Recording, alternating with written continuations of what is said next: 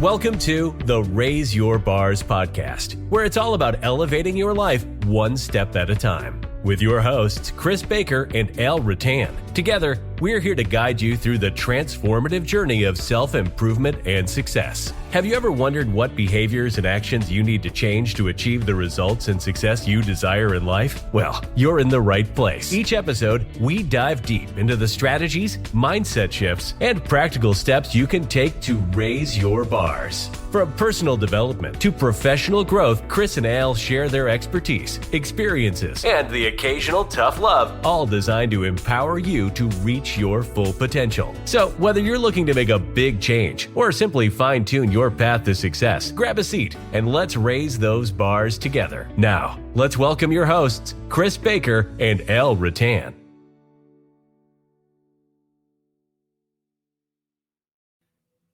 Well, hello, everyone. Welcome back to another edition of the Raise Your Bars podcast. I'm here with my good friend, Chris Baker.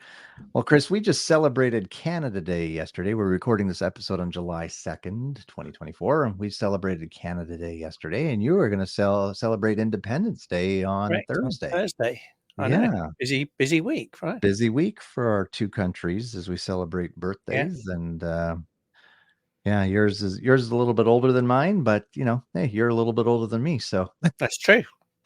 Not that I was around when the Declaration of Independence was signed, but hey, I wasn't around either when it became a country here in Canada. So hey, we've been talking. We've been spending a past number of episodes sort of diving through John Maxwell's book Failing Forward, which is actually a fantastic book, and we talked about the top 10 reasons people fail. And now we're sort of spending 4 parts sort of on, the power of persistence and what we need, the drive we need in order to get and move forward when things aren't necessarily going our way. And our first one 2 weeks ago was on purpose. And then last week we talked about excuses and the need to eliminate them. And today we're going to talk about incentives and how we need to develop some. And some of you may be questioning what the heck does incentives have to do with, perseverance or persistence? But you know what? Sometimes we need to reward ourselves for the accomplishments we work towards and achieve. What's the first thing that comes to mind, though, when you talk about incentives, recognition? What's the first thing that most people would think that means? Money. Yeah. And that's not the best, in my opinion, in my experience, that's not the best form of motivation and inspiration and incentivizing people, right? I agree. Because it's temporary. It is, right? Absolutely. And the other thing that often happens with that is they might say, oh yeah, we're going to do this and we're going to give you a $10 Starbucks gift voucher. Whoopee-doo. It really is that's nothing that is going to change your world, right? It's nothing that's going to motivate you. The other thing that often happens, we're both from the sales environment. So I remember when we would do in the car sales, we would say, yeah, we're going to have an incentive this month for the top salesman, and the top salesman's going to get this, right? And it may be a big financial reward. But what happens after a week or so of there, you see somebody's way out in front and everybody else gives up because they're like, we're not going to get there. Exactly. So what you're doing is you're demotivating and de-incentivizing the majority. All right. So I want to get that out and say, people don't think that incentive and recognition is financial. No, exactly. And honestly, Chris, when you do, and I mean, I've talked to so many companies, and I know you have as well, but when they talk about employee engagement surveys, usually the financial end of things on the survey is like number 3 or 4 on the list. Right. The employees, their team members, want to feel appreciated. They want to know that they feel valued. They want to have a little bit of ownership in maybe some of the decision making that goes on within the company, or the directions, or how you're going to do things, or some policies and procedures. They want some ownership in that, and they want to be appreciated and valued. And that is more important to most people than money. Yes, there is a certain group out there that is only ever going to want more money, right? That's the only thing that's most important to them, and they're working for the paycheck and nothing else. But for those team members that show up, show up on time, show up prepared, show up to work. You know what? They're there not necessarily for the paycheck. They're there because they enjoy the company culture. They Right. enjoy working for you as a leader, right? And even John Maxwell says, like, people don't leave a company, they leave the leader. Mhm. So if you have a lot of turnover within your organization, maybe you need to look in the mirror. Okay, yeah, Just going to throw look at that the out root there. cause. And I'd go as far as well, Al, to say that those people that you mentioned first, that and again, let's say there's nothing wrong with that. If you're somebody that is motivated by money and you're just there for the paycheck and so on and so forth, great. I would Yep. say that you wouldn't be working in my company, right? Because I would be looking at it saying, I want the people working in my company that want to be there, Yeah, that are exactly. for my company, that are for Right. my customers, that are for what we stand for, right? And knowing that if you do that and you deliver the results, you get the rewards and the recognition and the incentives in the fact that Absolutely. you see the results and you see the success and know that you're part of that. So again, I would say, if you're a business owner or a recruiting manager, a hiring manager out there, look at what type of person do you want, right? Exactly. And Point. then make sure that you craft everything to get that type of person, and then you walk the walk and talk the talk once you've got them in, right? don't Exactly. don't get them in under Exactly. false Yeah. pretenses. Absolutely. It's one thing to say we have a great culture, and I know companies like that. Oh, we're amazing to work for, tooting their own horns. But then you talk to their employees, and they're miserable. Yeah, right. So let's get the message straight, and then you're Yeah. right, walk the walk. So incentives when it comes to personal, right? The power of persistence and our purpose and eliminating excuses. It kind of ties in with goal setting, Right. if we're really to talk about it. And we spent a lot of Right. time on this podcast over the couple of years we've been doing it, talking about goal setting. But when you set your goals, it's nice to reward yourself along the way as you achieve certain Mhm. steps towards the goal. And I just want to just read something out of the book here, Chris, and then I'll head it back over to you. But he says, Yeah. John says, nothing helps a person remain tenacious like a good incentive. And then he quotes Walter Elliott: perseverance is not a long race, it is many short races, one after another. And that we need to give ourselves worthwhile incentives to win the short races. Hmm. Yeah. And I think it ties in with what we've talked about as well, where success is the journey, it's not the destination, Yeah, right? I agree. And how we've described before how we feel that everybody should have an overarching grand vision of what they want their life to look and feel like, that is probably not achievable, right? It's so grandiose that you think, oh, that's ridiculous. And it probably should be, because if it's not, you're not shooting high enough, right? You're not aiming for it's that thing, and I always get it mixed up. Do you If you aim for the stars, you'll hit the moon, or vice versa, right? Whatever it is, you should be aiming higher than you actually want to get to. But when you get that grand vision, then you bring it back, and it's those steps along the way, which are your goals, your stepping stones, whatever you want to however you want to describe them. That's the journey that is taking you towards that grand vision, and that's the journey that forms your decision making process, right? Is this the right thing to do or the wrong thing to do? Is it taking me towards my vision, or is it taking me down a cul-de-sac? And we all should have that, Yeah. right? We all should have that. And then the rewards is, as you reach each mini goal, it's like, think of something that you can say, okay, this is my reward, right? Whatever it is. And then you start off on your next one. Right. And this could be something simple like a fitness journey, right? Let's say your goal is to run a 5K in 3 months, right?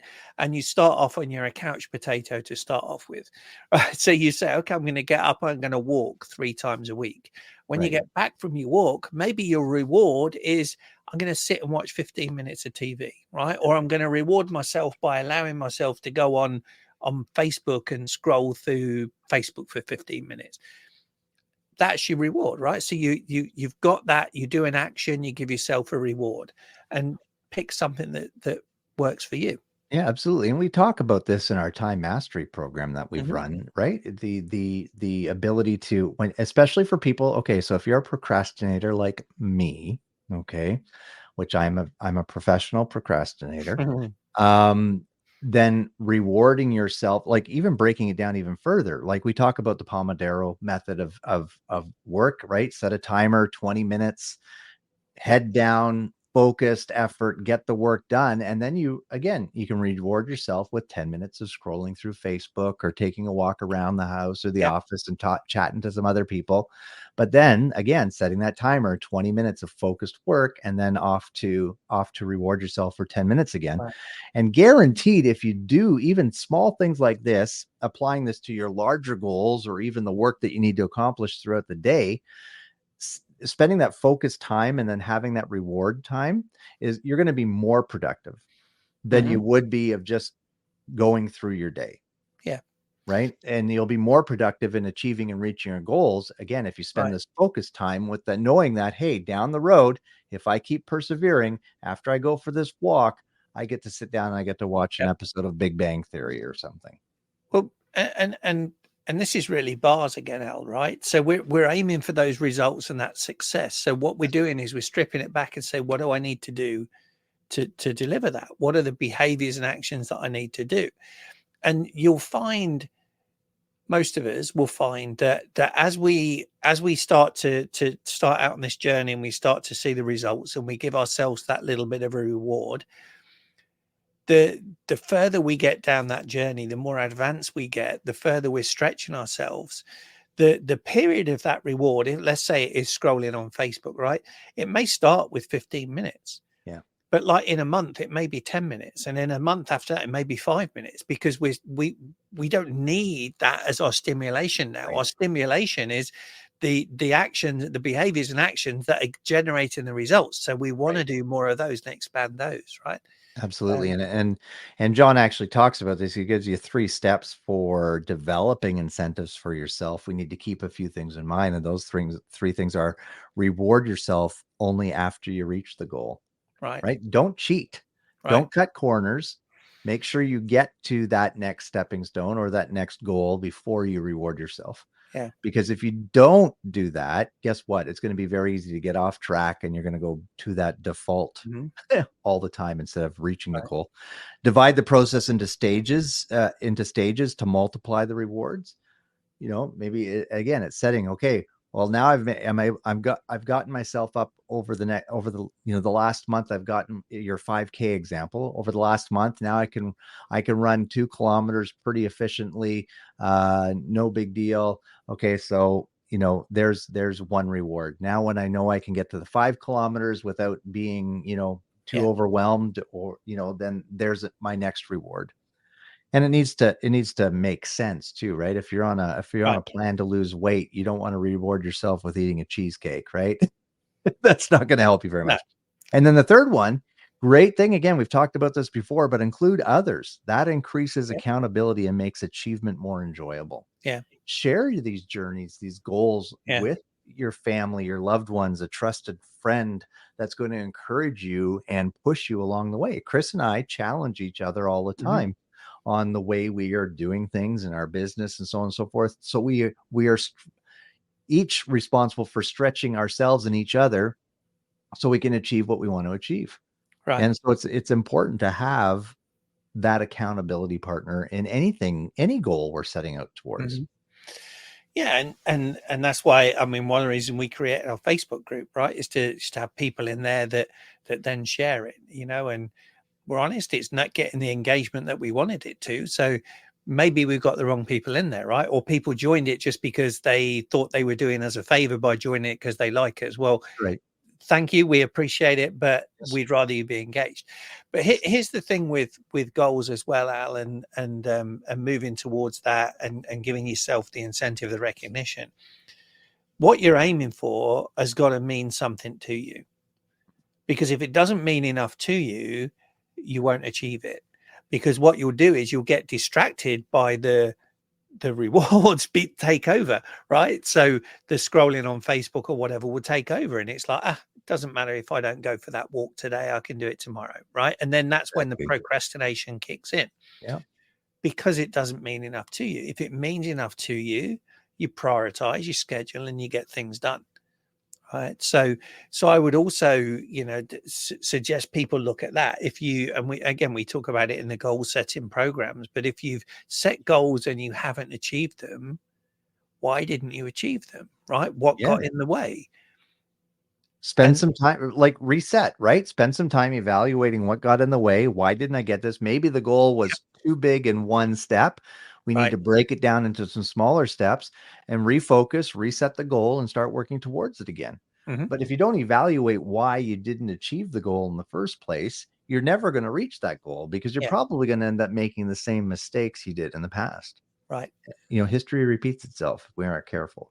Which most people do with New Year's resolutions, right? I mean, they're probably the most common goals, but they're also the goals that by Valentine's Day, 80% of people have given up on them.